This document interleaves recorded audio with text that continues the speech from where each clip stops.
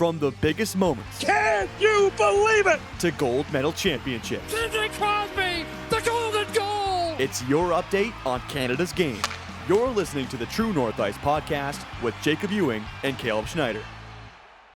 Welcome to the True North Ice podcast, where we talk everything Hockey Canada and everything Canadian hockey related. As always, we're your host. I'm Jacob Ewing, joined alongside my good buddy Caleb Schneider. Caleb, I know the topic may be a bit down today, but how are you feeling? Yeah, a little upsetting, but hey, there's a few spin zones. First of all, exhibition. That's all I can say. But other than that, World Junior stuff's going on. NHL is great. Tons of great hockey going on. And, man, vibes can't be much higher, if I'm being honest, other than what just the massacre that occurred this past couple days.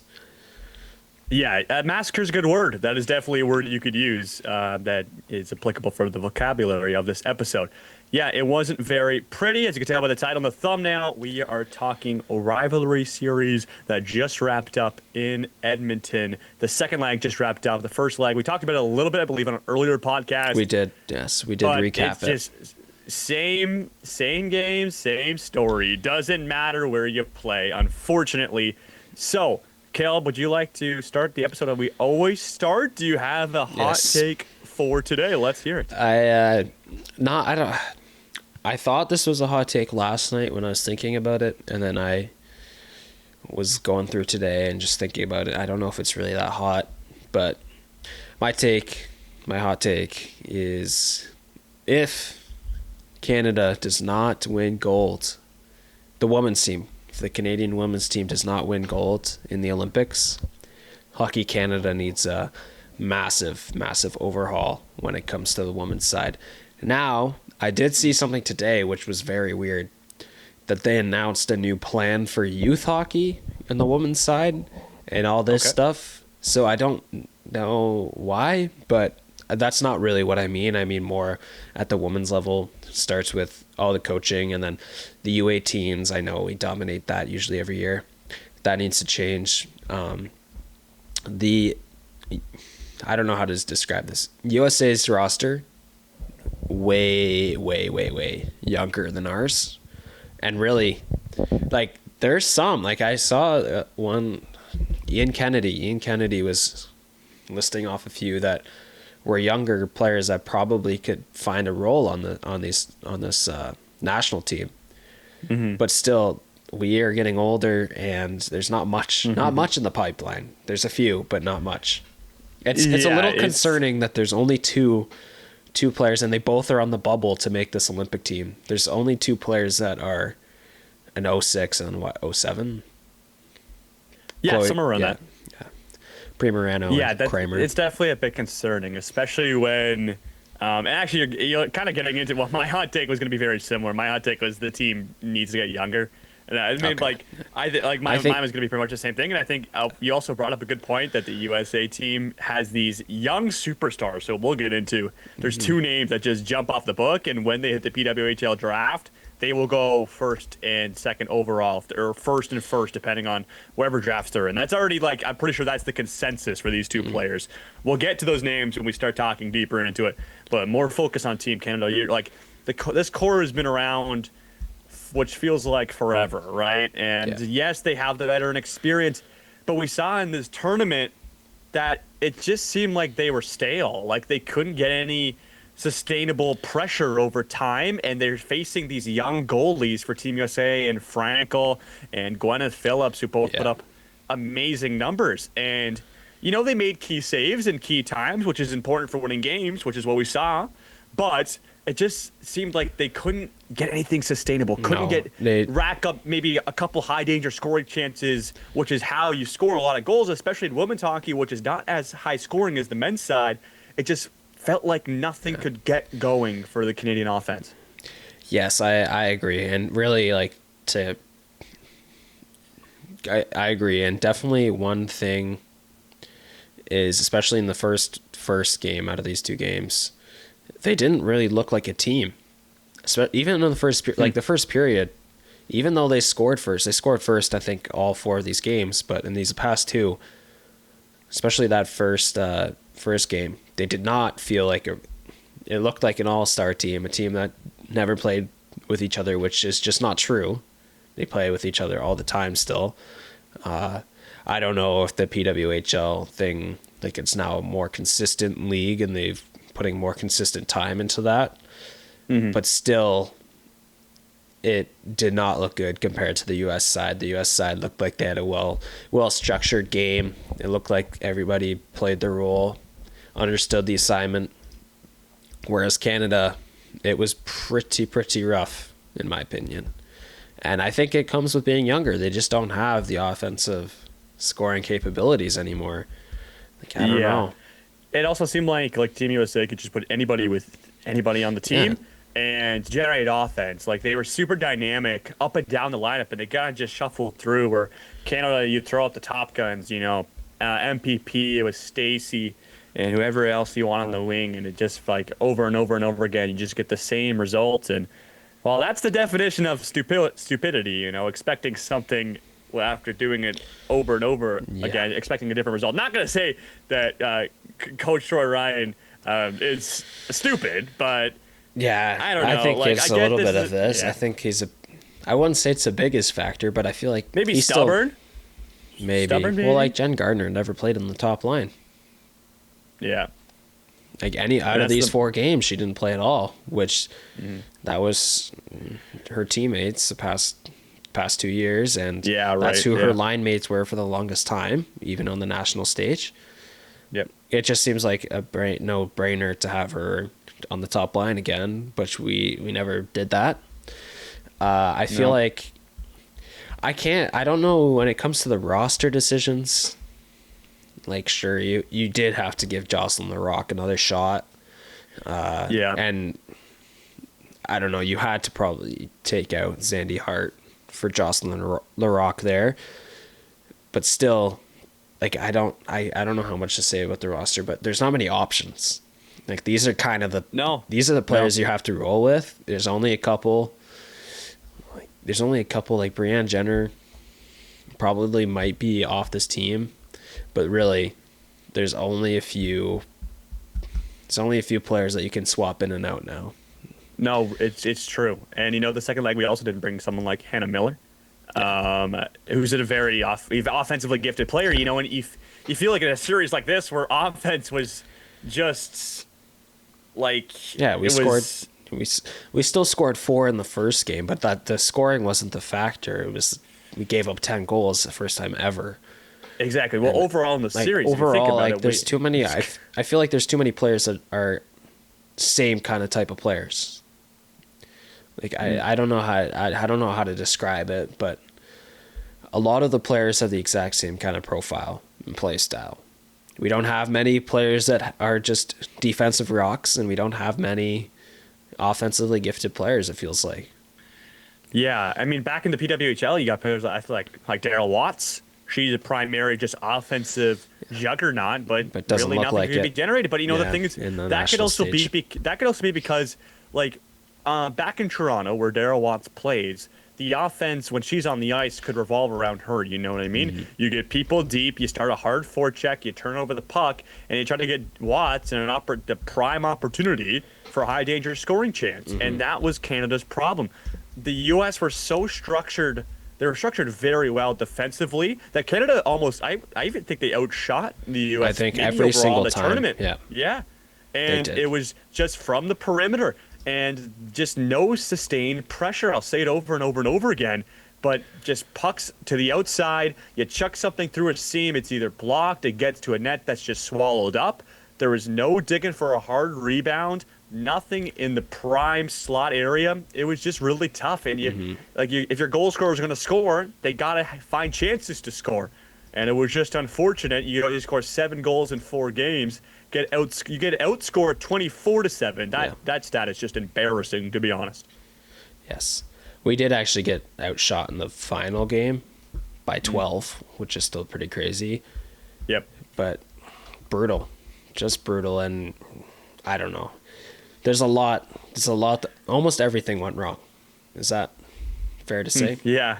No, that's very fair to say. Like, you cannot ask for a worse result, especially when you get put on a 10-piece your first game at home Yeah. with your starting goalie in net. Yeah. Like, duh. Because I It remember was we were rough. making They both excuses in looked the really first bad. leg. Yeah. Yeah, I remember we were making excuses in the first leg. Oh, we played Gaston, Yeah. and then you also played, who was the first guy? Kaylee Osborne. Yeah. And then, we'll get Debian back, and, everything will be jolly good when she's in the net. Yeah. Well, you have Matchmeyer and Debian. There you go. Like, Yeah, how do we want to... I don't want to go game by game. I don't want to just talk about who scored. it's okay. I think we can talk about... Do you want to talk about the offense or the defense? I mean, I feel like personally, both were an issue. Like, Yeah, we'll get to both. yeah, I don't even know if it was, like, I don't even know what to say about our defense. I think it was just more this young superstar, exciting forward core of the States. People like Abby Murphy and Edwards, the two college superstars who I alluded to at the beginning of the podcast. These are two of the most exciting. If they're probably the most, the two most exciting prospects. Layla Edwards' shot is unbelievable, Dude. Even more than her shot, it's her how frame. old is she? It's the combination of her frame and her shot is and then insane. even Tessa Janicki is still really young. No, Oh my gosh, yeah, she's an 04. Yep. And Edwards is an 04. Like how many dude, check Abby Murphy's birthday too. She's dirt might have young, even too. led. She might have led the. She's still in university. 02, yeah. It's crazy. Still in university though. Like these are players that are not even playing in the tons professional of league yet. university players on this team. And we have 2. And to be honest, they didn't really play a substantial role either. No, not well. They both were Which is scratched fine. in the Which is first fine. game. Yeah, exactly. Which is, I think, not what you're supposed to be doing here. No, and you know what? Like, I get it. Pre Moreno's only 18 years old, and I don't know how old Kramer is, if she's around the same age. I think she is. I get it. Being 18 years old, that's different. Like you mentioned, Abby Murphy's an 02 birthday. What is that? 23 years old. Like that's about the age where you step in. Same as Layla Edwards and Janicki, both 04s. Those are 21-year-olds. Like that's getting to. Like if they have the talent, which they do, and Edwards has the frame and Janicki has the skill. I mean, so does Edwards, but these are people that can easily step into a lineup. At 18 years old, like, yes, Pri Moreno is, her talent and her skill is just next level, but she's still a little bit too young. Like, I think if she made the Olympic team, wouldn't surprise me, but if you're going to bring her, I get she's 18 years old, and especially in a series like this where you just get dominated skill-wise, like, Pri Moreno's got more skill than she didn't look out of place. Yeah, she didn't look out of place at all, and she was the 7th defenseman. She barely played anyways. But still, like, even when we were at the World Championships, granted, she did not play a lot of minutes when she played USA, but when she's playing these other countries, she looked good. And she looked like a player that we could rely on for some offense, and she was fine defensively, too. I think, really, even, like, in the 10-4 game, I think 3 out of the 4 goals were from defensemen. 2 were from Sophie Jakes. Right, she's defenseman, yeah. Yeah, and she is, yep. Nicole Gosling scored as well. Like, good for her. Yeah, she really good on the defensive side. Like, surprised 3 goals from our defenseman, which you wouldn't really expect. But still, they're really, to me, nobody jumps off the page to me on the defensive side for scoring, other than Pri Moreno and Renata Fast, sure. But Shelton didn't look great.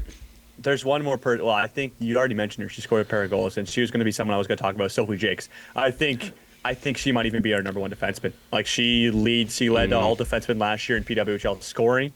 I think she's a difference maker on both sides of the ice, and she's young. She's like, we talk about the team needing to be younger. Sophie Jakes is somebody that, not that they took a chance on because she deserves to be in this lineup, but she's obviously didn't play last Olympics. I believe this was her first World Championship too this year, and I think she stepped into this role easily now in the top 4.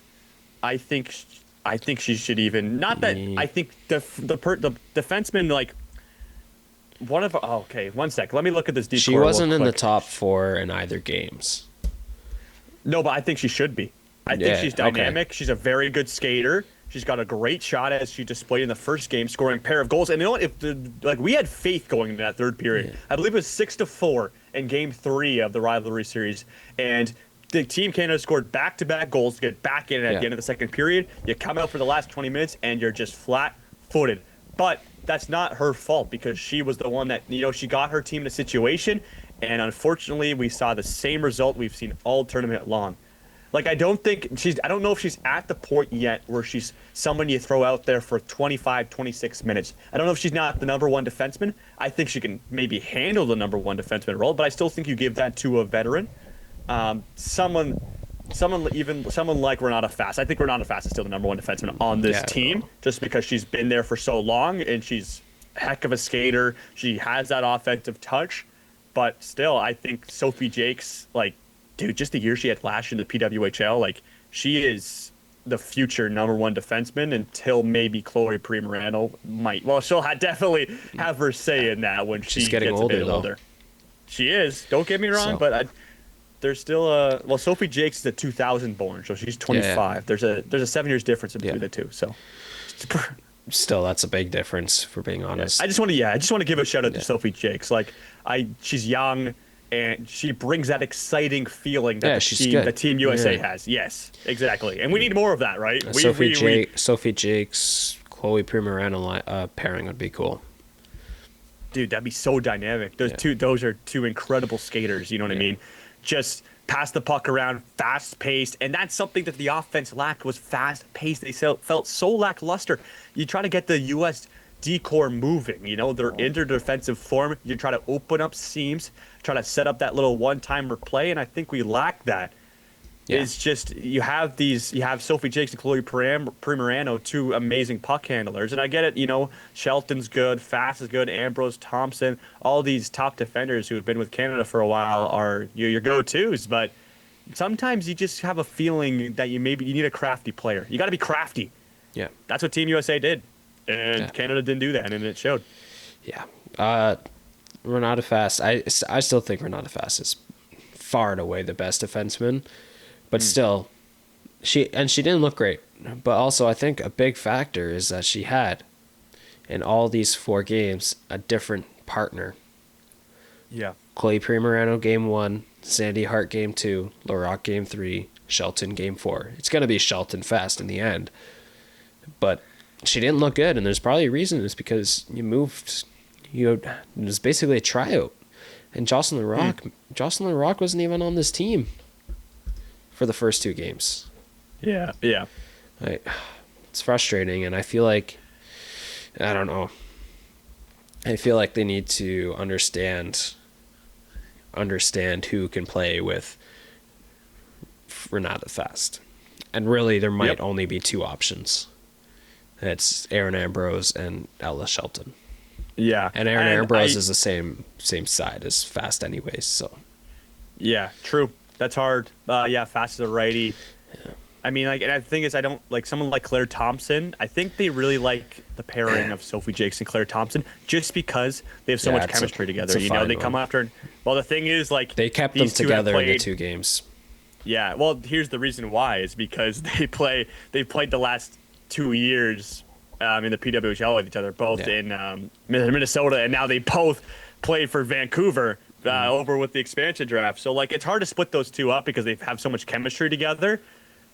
But I mean, I'm just high on Sophie Jakes, man. I think she's so dynamic, and I like that. But she's also a right side with Fast, so it's hard to pair those 2 together. Yeah, I don't know, man. It's frustrating. I feel like there's some. I wouldn't say roster. I think just lineup in general. I don't know. We're just missing. And in the end, we're just missing the offensive players, the dynamically offensive players, difference maker. Exactly. And some of these difference makers a few years ago aren't those difference makers anymore. We have to understand. I'm gonna say it, but Poulin has taken a step back. I think it's pretty clear. Well, to be fair, she's still probably a number 1 center, but you can't rely on her as much anymore for scoring. I honestly think Jen Gardner. Jen Gardner. If she came back for the Olympics, There you go. You go. Okay, sorry.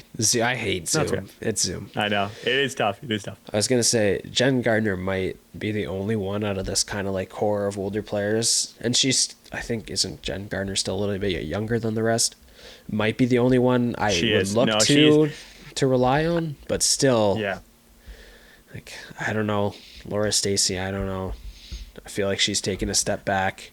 She had no points, unfortunately, over her time. But I thought I didn't think she skated pretty well, hard in the forecheck. But that's just the story about everyone. Like the forecheck was fine, you just couldn't create anything from it, which really sucks. The only player I will give a big shout out to, who I think is a difference maker on the offense, and I hope you should agree with this because it's just true, is Sarah Fillier. Yeah. She's younger. Dude, yeah, exactly. That's what I'm trying to say, point. right? She's an exciting, crafty player. She's a superstar. Mm-hmm. She's a superstar, man. And like as I said this before, she's going to take over this team when MPP leaves. Like she just generates offense on a different level. Yeah. Like we saw with the Americans, like she was a big reason why we scored a lot of these goals. Mm-hmm. Yes. You can tell. You can just tell even the way like she's faster. And she looks good on the wing. She's hungry. Yeah, she's like hungry as a too, winger. like she wants the puck, man. She played center for one game and was a winger for one. When she was on the wing, she was still really fast, and that's pretty. I think that speaks big volumes that she can move to the wing and still play that two-way kind of game and still have the offensive touch. A lot of chances. I feel like when she was on the ice, there was a higher chance they scored. Yeah, it was a whole different vibe when she stepped on the ice, man. Yes, like exactly. Superstars want the puck on their stick. They don't shy away. They don't try to be a side player. They try to take over, and that's what Fillier does. She wants the puck. She gets in the lane. She tries to find open seams. She skates phenomenally, and we've talked about these American players like Layla Edwards, like Albie Murphy, like Janicki, and even Hillary Knight had a great tournament. And also, I think her equivalent is Taylor Heisey on the Americans. Probably. Because they're both like now in the PWHL, now taking over on the younger side, and just like they may Taylor Heisey and Sarah Fillier may be the new Hillary Knight and Mary-Philippe Poulin. Like I don't know if that's crazy to say, but that's what I'm getting the vibe at because these guys produce at a different level. Yeah, I see that, but still, Taylor Heisey's a first line player. Sarah Fillier's not. She's still buried in that second line. Still, granted, gets a lot of minutes, but she wasn't on that line where if you need a goal, she's out there. Yep, and to be fair, like is it hard to split up that top line of MPP, Stacey, and whoever they had on that wing? Like that top line, because Mary-Philippe Poulin, like the thing is though, do you have a hard time kicking Poulin off the top line? Like she's still producing at an elite level in the PWHL. Did she have a lackluster tournament? Maybe not her best tournament, definitely. No. Yeah. But is she still your most trustworthy player? I would say so. If you're going into an overtime gold medal game, she's on the ice. Yeah, but I think there's a debate, though. I probably agree, but you could have the debate that it could be a Fillier or... Absolutely. Well, there's a debate there. Put her on the wing. Yeah, she's fast. Yeah. If you... But still, there's not many. When you go to USA, you could probably name 4 or 5. Yeah, probably. They're all younger too. Oh gosh. Yeah. There's a lot to take in here, but really I think it comes down to we're seeing the effects of the age, and we're seeing the effects that the age is going to start to hurt us when it comes to USA. Because still, in a few years from now, I feel like it's not even going to be a debate.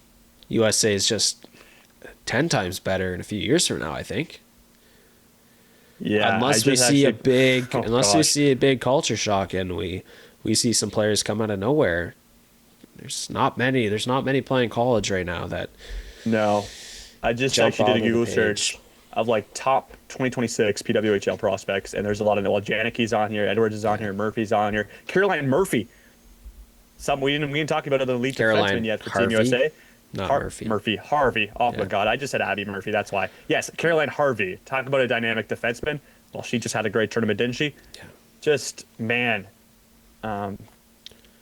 like those are 4 players we just named who all had phenomenal rivalry series, and they're all American, and most importantly, all in the NCAA. Yeah.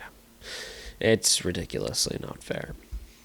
But I mean, it is fair. No, it's fair. They did. No, I don't know how to say that. I don't know why I said fair, but it's come down to, I don't want to say population, but really, it's just a straight fact. More females are playing hockey in USA now. More younger, the youth have picked up hockey more in USA. Really, that's what it's going to come down to. There's still a lot of things Canada can do to develop, which we have not been doing, which is clear. We are not developing nearly enough players, and it's going to burn us in a few years from now. It's going to burn us. I remember we had a conversation, how much does the roster change come 2028 or 2030 Olympics? How much does this roster change? And we didn't think it'd change very much because there's not many players in the pipeline. And that's very scary. I think it's gonna be I think it's gonna be forced to. Right? They have to. Yeah, they have to now. After looking at this, like, we don't got it no more. We don't. And you know what? To be fair, I wouldn't let this tournament create a narrative around this team, like a permanent narrative. Still, you can't. Yeah, there's still a chance that this could be all. Well, there's a good chance that this is all going to be fine if we win the Olympics. We win gold, and it's just going to give them breathing room. But really, in the end, in a few years from now, they gotta make some big changes. Come roster, and there's going to be a lot of new faces. But still,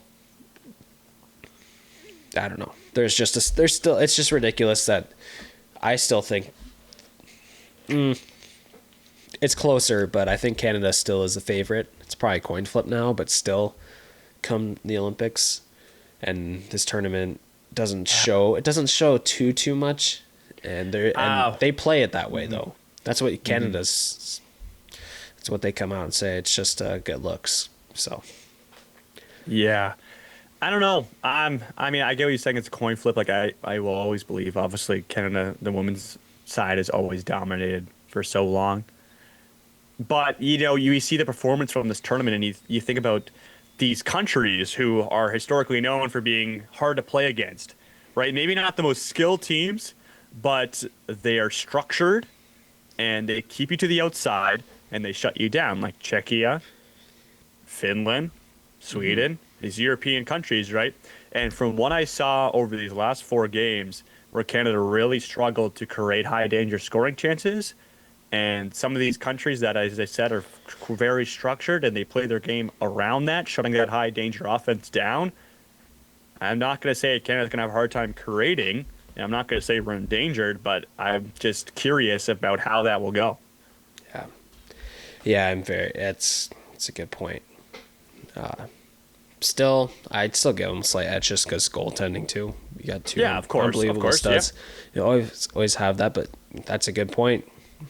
These games are going to be much more tighter. I feel like it's not going to be a blowout every time, and that's not even on Canada. These other countries have just developed better, and you see it on the junior side too. Like these countries, like the men's side, these countries are just developing better now and putting more effort, time and effort into this. And man, yeah.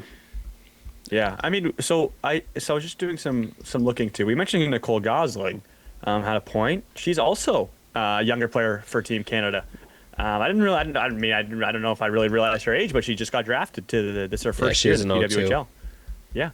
She was the captain at Clarkson last year. 39 points, 40 games. So I mean, like we just try to. I guess I'm just trying to grab onto anything that's exciting. You know what I mean? Like this team is. Don't get me wrong. I think the core is still exciting. There's still something there. We're not overreacting. Like this core, if you look at the PWGL scoring, all these players are near the top, and there's a reason for that. Something went wrong over these last 4 games that is unexcusable. You can't make excuses for it, but it's not the end of the world. You run the same lineup back. Yeah, and you have to. if we dominate this tournament, doesn't surprise me at all. But like I like these little pieces. Giving Nicole Gosling a chance here was good. Pri Morano, yes, we've said didn't get too many minutes, but still, even Caitlin Kramer, she definitely was not somebody that was on our radar personally Not to get to named start to the the year, roster. no. But no, not at all. And then she had she didn't really get many minutes, but it's just to have her here and get exposed and maybe even see some of these other university players on the American side doing crazy things, motivating, especially at a young age. Mm-hmm. Yeah. Exposure to high-level hockey, man. Yeah. Like, really, development is going to be a struggle, but we need it. It's going to be the talking point for a long time now. Yep. It's going to be, and it's finally hit us. It's finally hit us that I feel like that talk is finally circulating in the air. I don't know if it's it's definitely circulating. I think it is now. I think it's sprouting. I don't know if it's at its peak yet sure. because our players are good, but it's sprouting. Sure. I'd agree then. It's a thought. Yep. You can see and you can just tell it's going to be a big factor in a few years. Big talk. So. And we'll see. Like, I don't know, man. It's gonna just looking even at the last draft that just happened in the PWHL. A lot of Americans near the top. Yeah, man. It's tough, but I don't want to get into roster stuff because we're gonna save that. Oh yeah. By the way, this is a little different dynamic with the podcast. This is Monday, the day this came out. If you heard the last episode, we decided we need to alter our upload schedule just for the month of December and January because there's a lot of stuff going on. But this Thursday, we're going to do Olympic rosters. So I don't want to say too much about who I'm swapping in or out, but I feel like, I don't know if you can agree or disagree, but there's some players that jumped out that maybe won't make the final cut. What do you say? I mean, it's just so hard because it's hard to make a change. It's hard to make a change in a roster this close to the Olympics. You know what I mean? You have the World Championship, you have the Rivalry Series, and then it's the Olympics. These tournaments are supposed to be a tune-up to the Olympics. Okay. It's hard to add somebody just before, we're 6 weeks out about that. Like, we were very close to the Olympics. I think closer than a lot of people think. It's hard to make that change just like that out of thin air. So can we both agree here? Any player that played in this Rivalry Series, like every single player on the Olympic team would have made a Rivalry Series roster. Would have or did? Did, sorry. Well, there's 2 different rosters, that's why. Yeah. The first 2 games and the second 2 games, I think every single player that made a Rivalry Series is up in the running. I don't think there's really any other player. Did Sarah Nurse play in the first 2? Other than maybe Sarah Nurse, who didn't play? I believe she did, okay. Yes. Well, she did. Yeah. Maybe. Good question. I think any player that played a Rivalry Series game is up and running, unless there's some injury that I'm forgetting right now. Mm-hmm. I think there's nobody making the Olympic team that didn't play in the Rivalry Series. Yeah. Unless I'm missing some player that was injured. But I don't think there was. No, I don't think so. So, like, it'll be all the same coaching staff, same captain, same goalies. Like, there's nothing changing. And it's just gonna come down to. I don't want to get too much into it, but it's gonna come down to. Does Kramer get a spot? Does Pri Morano find a spot? It's gonna come down to those 2, really. Pretty sure Hannah Miller, we know, is not making this team. Mm-hmm. It's hard, man. And then who's coming out? It is. Like, Does how many Zandy players can you Hart take? find herself? Yeah, the D-core is interesting. Like, if you're talking about locks on the D-core, it's for sure number one defenseman, Rana Fast. No doubt about it. Ella Shelton has had a good start. Sophie Jakes, Claire Thompson, you take those two. Then that's already four. Aaron you know Ambrose. what I mean? Erin Ambrose, yes, thank you. You have to take her. And then I think after those five, it opens up. You have Micah Zandy Hart. You have someone like Ashton Bell, who I think had a decent year. Obviously, She Jocelyn made the LaRock first. will always. Did she make the There you first go. roster? Ashton Bell? Yeah. Did she? I don't remember off the top of my head, but she's someone that has know. stand out to me after with her time. We've talked about her a few times. Yeah, and she has played. I believe she played at the last Olympics, if I'm not mistaken. Okay, then maybe yeah. Yeah. Like, she's somebody, and she's also like she's a leader too. I believe she's had, she's been able to wear a letter at some stages in her career. Yeah, I mean, Yeah, what am I yeah. saying? Yes, yeah. Ashton Bell is the captain for the Vancouver Golden Knights. Oh, there you go. The forward core is interesting. Like, there's really not much you can change. Sarah Nurse will find herself back on. I think right now, I mean, I haven't made a roster or anything. If it's just blatant, that's probably coming down to maybe Natalie Spooner and Caitlin Kramer in the end. Yeah, I mean, Spooner's, obviously she's getting older. I think she missed half the season last year with Toronto. Yeah. So it didn't really get her legs going. She still played about 15 games, but still, like, it's a short season, and when your season gets cut in half already, like, it just becomes even less hockey to play. She was the 13th. She was the 13th forward in both games too. 2 points in 4 games this year in the World Championship. Yeah. She's 35 years old, but she does bring, double IHF Female Player of the Year award, 2-time World Championship on an All-Star team, and 2 Olympic golds. So that's kind of hard to leave off. You know what I mean? But it's older, though. Man, it's I know. And listen, it's been the topic of the episode, right? Got to find a way. But even someone like I don't know if she was on the team, and you could correct me if she wasn't, but someone like Jessie Aldrich. I don't think she was definitely not on the team. There's no. She's a dynamic player, man. Like, she's younger, on the younger side. I believe a 97. Pardon me. Oh yeah, I think a 1997 when she was born. Okay. And first year, Nara's first year. His third year in the P-Dub, obviously. She's playing for Seattle this year, so she just got traded, but she had 24 points in 30 games last year. Okay. Like, someone who could put up points, someone who could change up the offense. She's played for Team Canada before too. She played in a World Championship about 3 years ago. Yeah. Like, I think that's somebody you could input in the lineup, and she's a different look, because this lineup needs a different look. You said there's too many of the same players on this team. Yeah. There's a lot. But still, like, I don't know. They're not gonna make any changes. No. And it's a shame. Well, it's not a shame. It's too close to the Olympics. Yeah. The only way is if there's injuries. She's a name that I think they should give her a look. She's a 200-foot player. Play both sides of the ice. I mean, a lot of these players can, but I don't know. I think she has an offensive touch. And even like Hannah, what do you think about Hannah Miller? If she gets the allowance by the AAHF to play in the Olympics, does she get on this team? Yes. Good answer. But I think she's not at this point. You don't think she's gonna get? Oh, really? Hannah She Miller? didn't play the second. Yeah, Hannah Miller. She did not play the second leg of the Rivalry Series either. No, that's what I was saying last episode. I think this is a sign.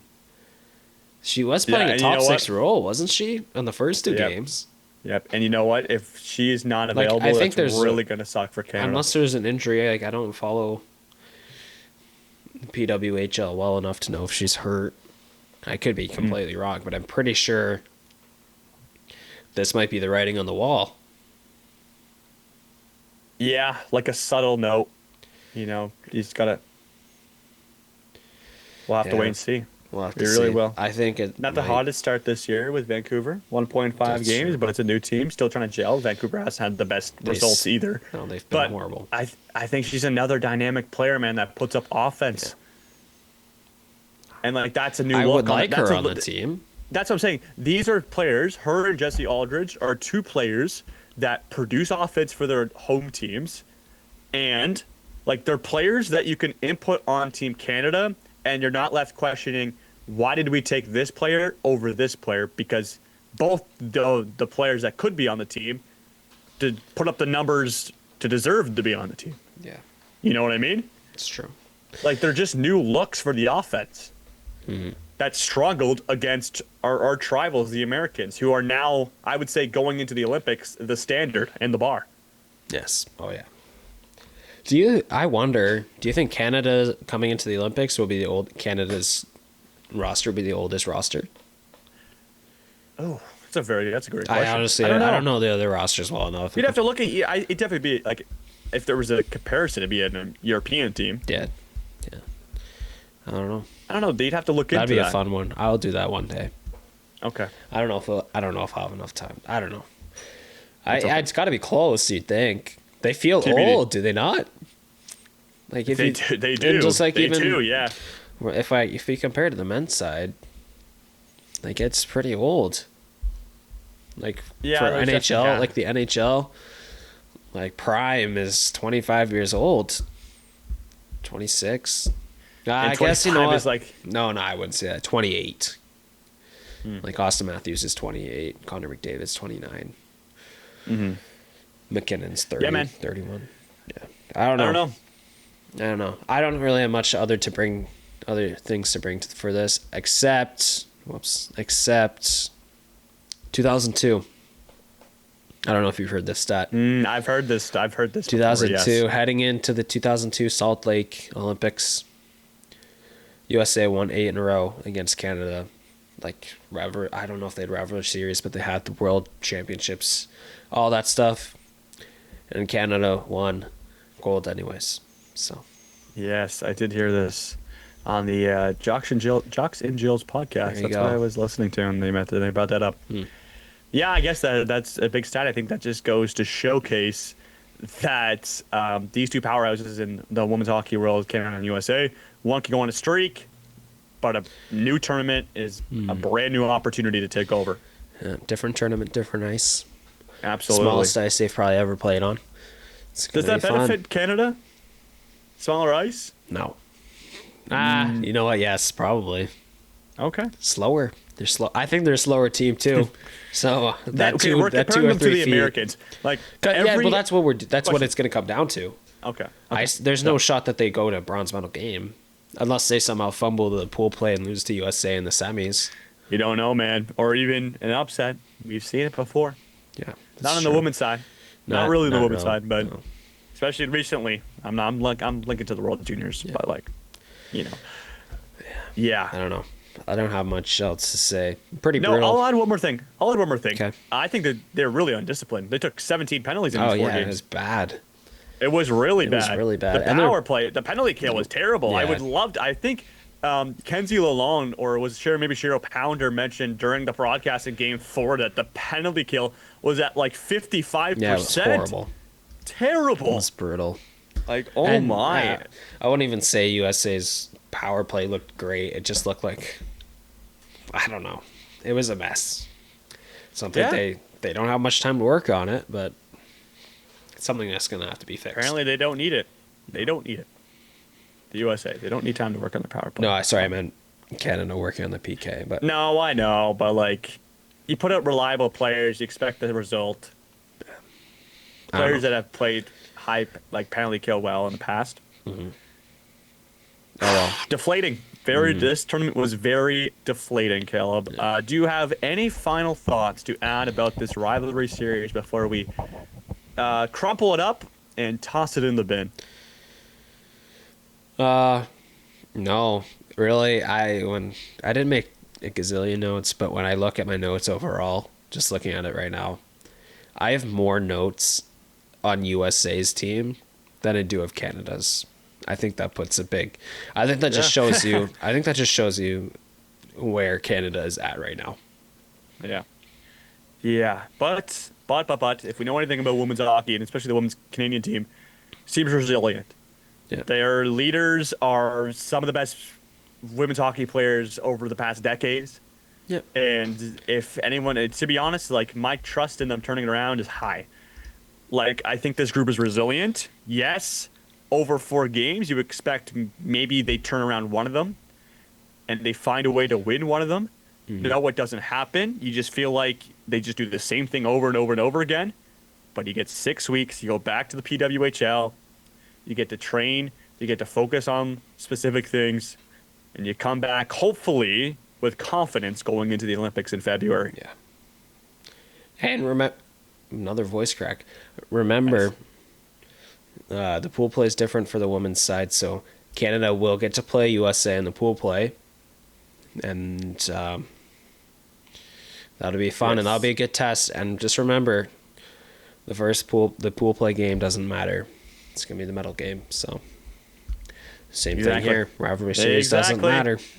Rivalry series does not matter. Just gotta find a way, man. Yeah. Like, let's get this lineup. Like, I think the coach's name is Troy Ryan.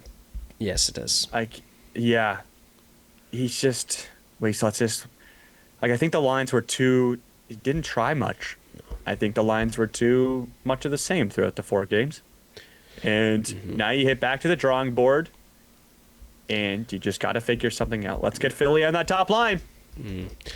Come on. The big reason why Troy Ryan is around apparently is Poulin really likes him as a coach. Okay.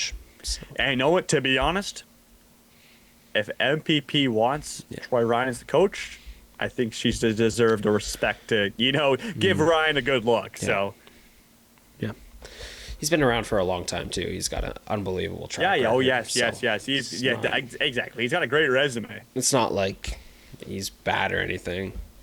I'd also remember all these negative comments that we say. These players are in the top 1% of the world, so they're really good. So if we say somebody sucks, we mean they did not look great against the best players in the world, which is fine.